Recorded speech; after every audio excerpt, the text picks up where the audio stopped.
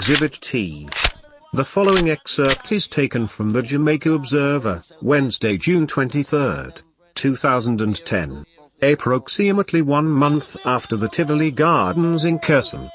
Cops tailed DUDUS for hours before pulling over car. DUDUS captured Christopher DUDUS Coke, Jamaica's most wanted fugitive, was captured yesterday afternoon in a police dragnet along the Mandela Highway in St. Catherine. The capture of Coke, who is wanted by United States authorities to answer drug trafficking and gun-running charges, comes just short of a month after he escaped from his former stronghold of Tivoli Gardens in West Kingston when the security forces stormed the community to execute an arrest warrant on him and restore order after gunmen loyal to him barricaded all entrances to Tivoli and launched unprovoked attacks on the state. Coke was traveling in a car with the Reverend Al Miller when he was held at approximately 4 p.m. at a motor vehicle spot check set up by the police, who apparently had information that he would be traveling on the road yesterday. A cop, who spoke on condition of anonymity, told the Observer that the vehicle in which Coke was traveling was being escorted by 2 cars, carrying gunmen, and that police officers were following the convoy for several hours. The cop said the car in front of that in which Coke was traveling was allowed to get away as Coke's capture was their main focus. He was the object of our attention and we wanted nothing to interfere with our efforts to nab him, said the cop. Sometimes we have to weigh our options in matters of this nature, he told the Observer. When the cop was asked what happened with the 3rd car, which was traveling behind Coke's vehicle, he said the driver sped away on realizing that Coke's car was pulled over by police. Yesterday, Miller told the Observer that he was taking Coke to the United States Embassy at Coke's request, as the fugitive had expressed his wish to waive his right to an extradition hearing.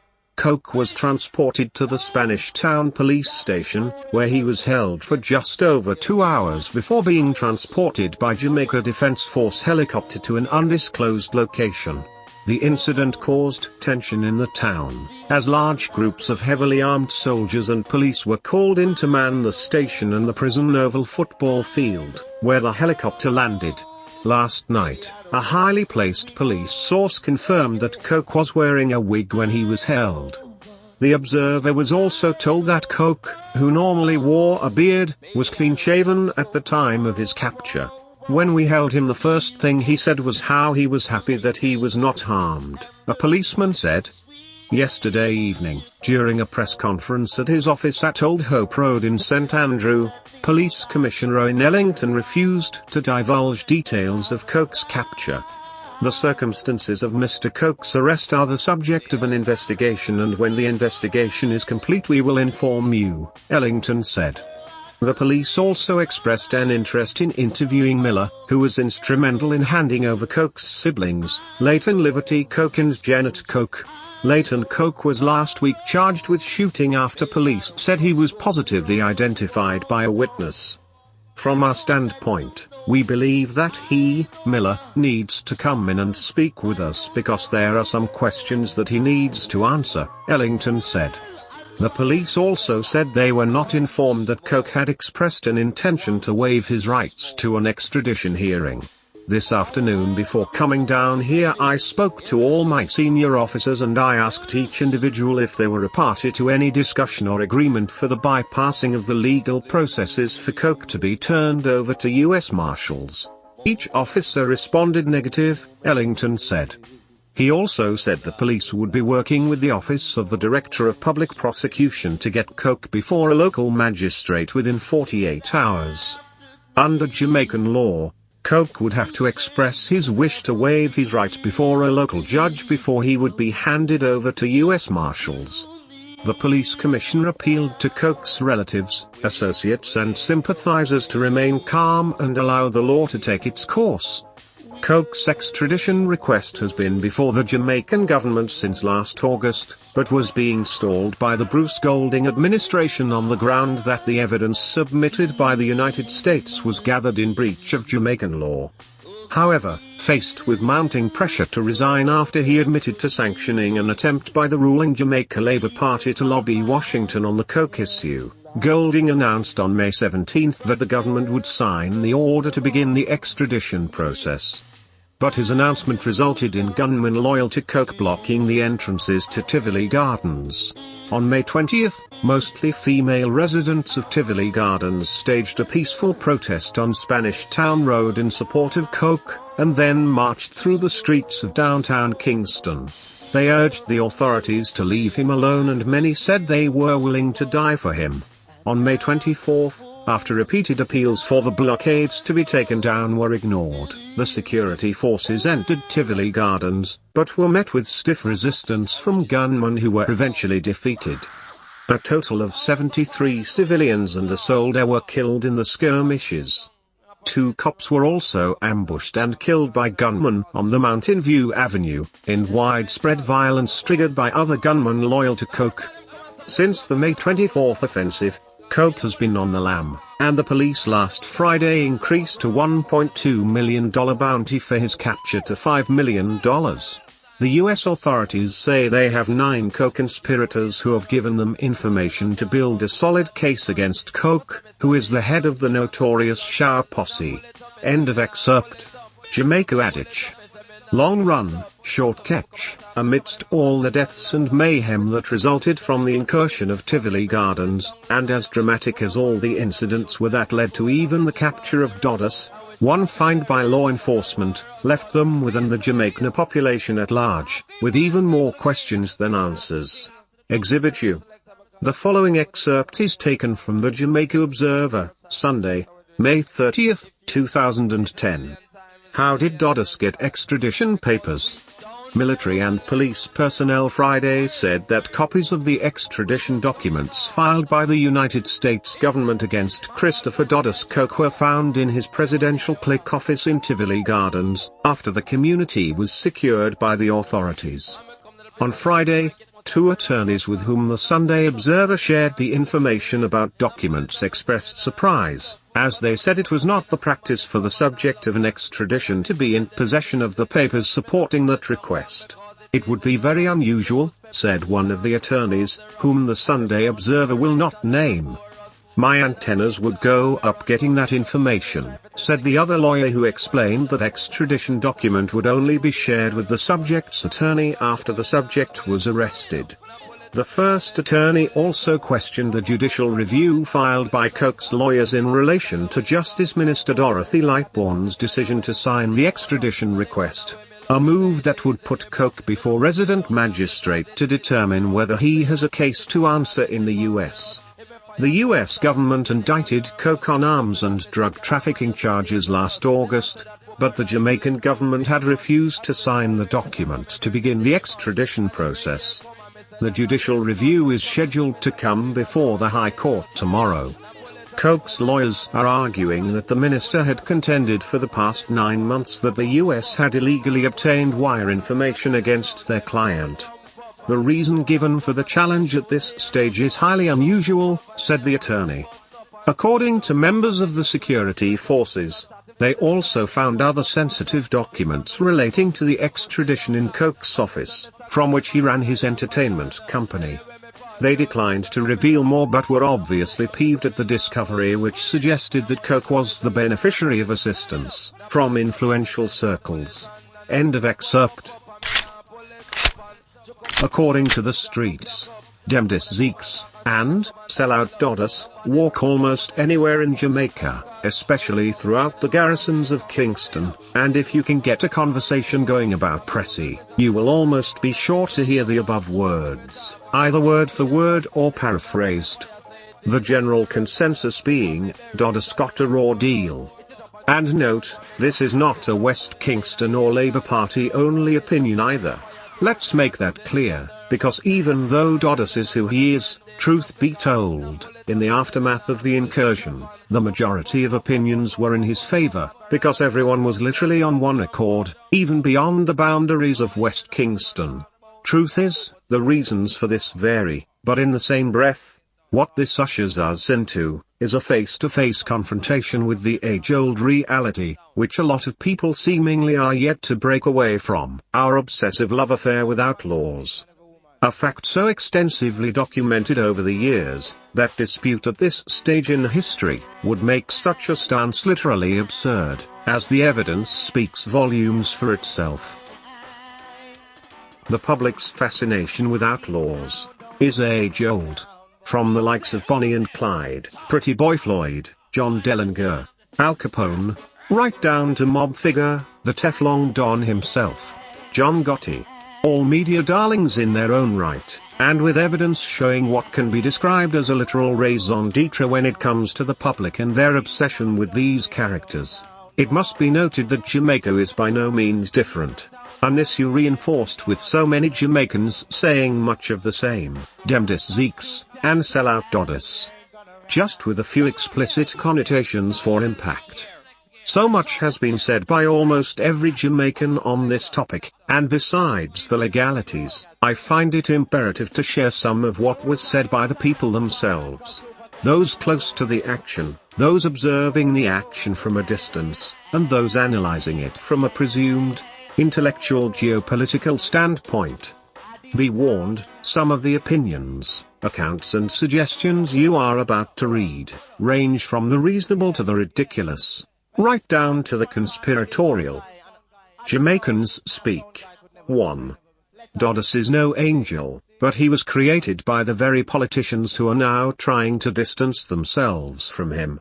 But that's how they work, create to use, and when they are done using, they refuse, getting rid of them in a variety of ways. Who they don't kill, they lock up, and now that things are global, they start this whole extraditing bit. Elder. 2. I am not a DUDUS supporter like that, because I don't know him, have never benefited from him, and I don't live or come from Tivoli Gardens, but I still don't see how they can say he is wanted in America for things that a next man said he did, with all this talk of wiretaps, as if someone else couldn't have used his phone. And even if what they are saying is true, how can you take a man from Jamaica and try him in court, in a country where he has never been? If DUDUS committed any crime, he did so in Jamaica, so try him right here. Don't allow America to do it. Let them try who they have and we will try who we have, because they are not sending anyone down here for us to try, so why should we send anybody to them? Don't we have a justice system? Mikey. 3.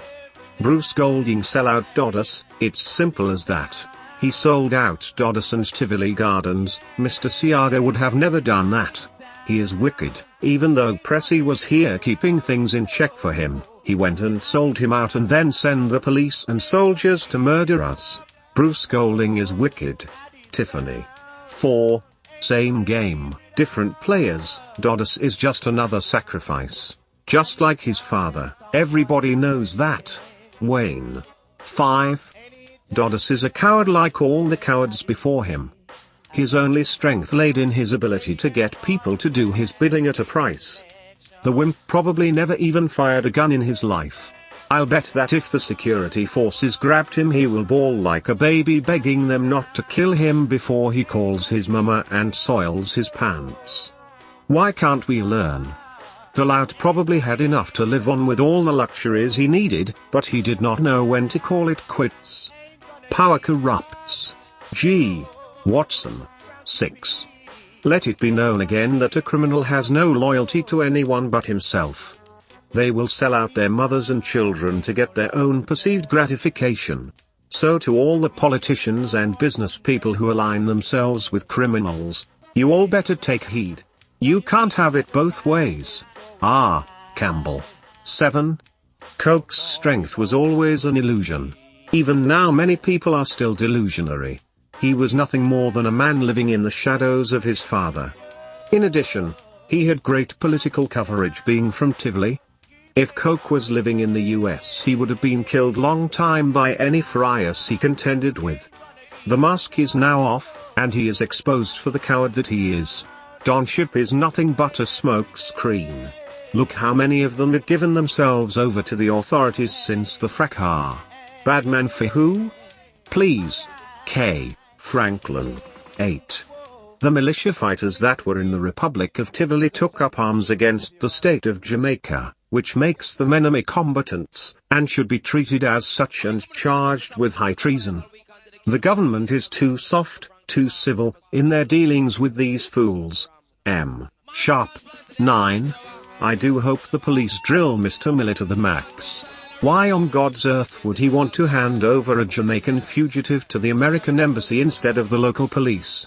And how did he just happen to know where to find DUDUS, and all 3 family members that he was publicly known to have assisted, with their surrender to the police? Seems like the Reverend was hiding something from the police all along. Call me suspicious, but it looks suspect if you ask me. J. Cliff. 10. The preacher taking the fugitive to the US Embassy, I wonder if he got the reward. Now he is being summoned. That is what happens when politics infiltrate the pulpit. Separation of church and state. M. Cooper. 11. Was Al Miller doing something legal or illegal? From my knowledge, the US Embassy personnel have no police duties, power or authority to detain or arrest in Jamaica. Was Al Miller merely aiding and abetting a known fugitive? And if Al Miller had indeed made it to the US Embassy with Mr. Coke, wouldn't it be their duty to turn him over to Jamaican law enforcement for due process? So, was Al Miller really taking the fugitive to the US Embassy, or was he aiding and abetting the known fugitive? Food for thought. P. Lawson. 12. Thank God DUDUS is in custody. I hope he gets the chance to tell it all, so that the Jamaican people and the rest of the world can finally get to hear what was really going on in Jamaica, all these years, especially from a political standpoint. W. Jones. 13. DUDUS captured. Why captured? Why Lord? Why? Why not dead and starting to stink? Mind you, I am sure there are a lot of rich and powerful people in Jamaica wetting their pants and skirts. Jamaica. Never a dull moment, the land of wood, water and drama. The saga continues. S. Williams 14. Is it just me, or is it a coincidence that just as Bruce is getting ready to attend the G20 summit in Toronto, DUDUS is caught? Wow. I guess now Mr. Golding can face other world leaders without a thick dark cloud over his head. Things that make you wonder. S. Man 15. DUDUS is the creation of the political system, so even when he reveals all, absolutely nothing will become of the information. In all his evil he protected his people, educated and fed them. What a shame he did more than both arms of governments combined. Do we expect that our politicians and alleged businessmen will be tried and go to prison? No, they won't. The same politics will continue with a new spin on the same old corruption. It is the people who will have to make a change, but history has shown that they will continue to vote the same way they have, to get the same election benefits they have always gotten. Political Spectator. 16. DUDUS in the end did the right thing. Now he can make the transformation from villain to hero. Tell the world what he knows, and finally show the people that those who live in glass houses must not continue to throw stones. His best bet now is to help Jamaica rid itself of its corruption in high places. P. Brown 17. What you all need to understand is that whatever bad DUDUS did, he was either ordered or permitted by Jamaica's past and present governments. It's funny how Bin Laden was schooled in the US and supposedly his finances are fueled by secret businesses located in the US, but he is still free to commit crimes and distribute videos to claim responsibility for these acts. I am not defending DUDUS at all, but he hasn't done a small portion of what some of these terrorists have claimed responsibility for. So help me here. Why is Afghanistan, or wherever he is from, not being pressured to hand over Bin Laden, as Jamaica is for DUDUS? R. Henry. 18. America's legal system is different from Jamaica's. I believe DUDUS will cut a deal with the US to provide them with all the info they need on the other drug kingpins and disappear for good. He could get immunity and be out in the witness protection program. Example, Sammy the Bull Gravano, Charles Little Nut Miller. This is not strange, it happens all the time. DUDUS will however never live in Jamaica again, that's for sure. A. Williams. 19. This is truly amazing. The United States government can demand that the Jamaican government hand over Christopher DUDUS Coke, who they identified as the dangerous narcotics kingpin. But yet, 9 years after 9/11 and 2 major wars along with the death of tens of thousands of people, the United States government has not yet caught Osama bin Laden, one of the FBI's 10 most wanted fugitives, with a $50 million bounty for his capture. But yet the United States government has been pressing the Jamaican government for the past 10 months to hand over Christopher DUDUS Coke, and then suddenly the Jamaican government put up $5 million bounty for his capture. What is wrong with this picture? Pardon me, but I believe that the United States government needs to put as much pressure on the Afghanistan government to hand over Osama bin Laden. G. Ray. 20. All criminal aiders and abettors in Parliament masquerading as legal scholars should be aware that they may be under investigation abroad for attempting to pervert the course of justice, or for the obstruction of justice. What is quite apparent with these persons is that they collect a salary from the taxpayers of this country, and at the same time they are working for wanted criminals, while also working against the country's interest. I say follow the money, but then again, what's new? See Emmanuel. 21. Jamaica is now DUDUS free, and will be DUDUS free for a long time. Let's turn the attention to other dons and their shotters all over Jamaica. Would-be dons, crime doesn't pay. With all the money DUDUS earned from whatever activities, in the end it amounted to nothing. How humiliating for him. The don to be caught wearing a granny wig, then leaving with US Marshals in shackles. If he doesn't get life, when he returns to Jamaica he will be an old man with no money, no friends and no women in white shirts willing to die for him. So what was it all for? N. Henry. 22. Follow the money. There is no doubt that DUDUS was what he was, but let's face some facts here. He was a JLP puppet who was, like all those before him, used and refused. Keep in mind that this is the same person whose company got major contracts from the government, for which he was still owed hundreds of millions of dollars upon his extradition. Follow the money, and let's not forget that this is also the same person who is said to have handled the party's dirty work in the streets, getting his hands dirty on their behalf. So need I say more? S. Brown. The people have spoken. Note: Bin Laden references in opinions were made prior to him being killed by US Special Forces. May 2, 2011. Verdict pending. With DUDUS in custody, Jamaica held its breath, but in a move that many say was a deliberate attempt on his part to avoid the same fate as that of his father, death while in the custody of the Jamaican authorities. On June 24, 2010, DUDUS waived his rights to fight extradition and departed Jamaica on the same day. Whisked off to the airport like the man he had always said he was, presidential style, Learjet waiting on the tarmac. Too bad all the fanfare surrounding his departure wasn't at his request or design, as almost all things in his life had been.